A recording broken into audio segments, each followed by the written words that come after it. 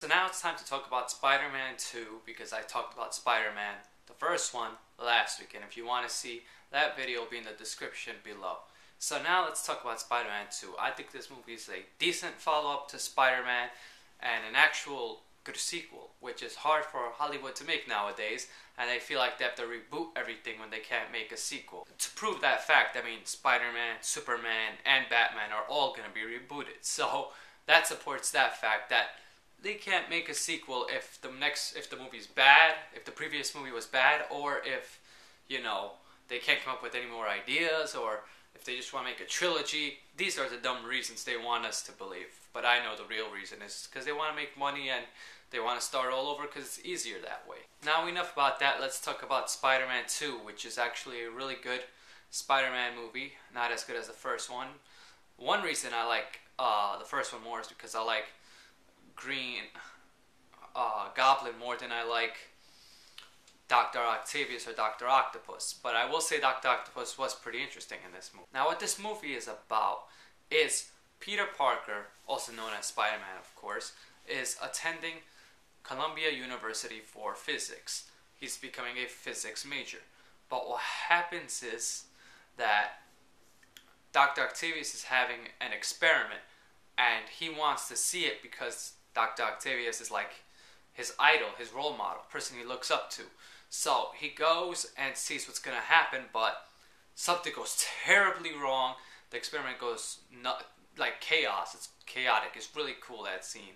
And it's so bad that Dr. Octavius' wife actually dies. It has to do with four robotic arms, and these arms are going to be his new invention, and they are gonna help him do something. But like I said, the experiment goes terribly wrong, and what also happens is the chip that is supposed to keep intact his mind is gone. It got destroyed, so that means now he's a slave to the tentacles. So I thought that was pretty cool. What you created is what kind of is controlling you. And so it's not really Dr. Octavius that's bad, it's that his invention makes him bad. So as you can see, another failed experiment makes someone bad in Spider-Man. Peter Parker, Spider-Man, has to stop Dr. Octopus because now Dr. Octopus is going to rob banks and do whatever it takes to do another experiment, but there's a high risk and not a very good reward for this experiment. So Spider-Man has to try to stop it. I mean, this could be the end of the world if Spider-Man doesn't get involved. So of course he would.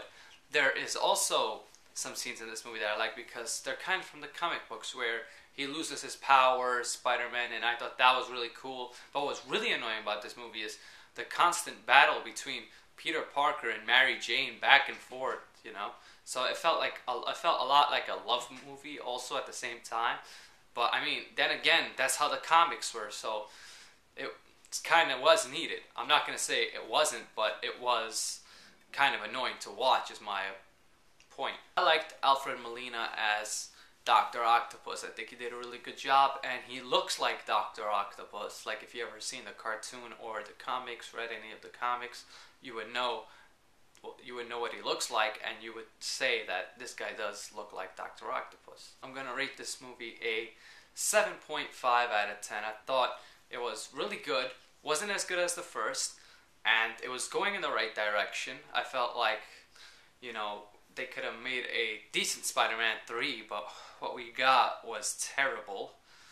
And you'll see my review of that next week. So if you want to see someone bashing on a movie and you think that would be fun, come back next week on this channel. Spider-Man 3 review next week for sure. And subscribe to my main channel, which will also be in the description. So the review for the first Spider-Man and the link to my main channel is also going to be in the description. So check those things out and subscribe here and subscribe to my main channel and add me as a friend. I'll add anybody. I don't really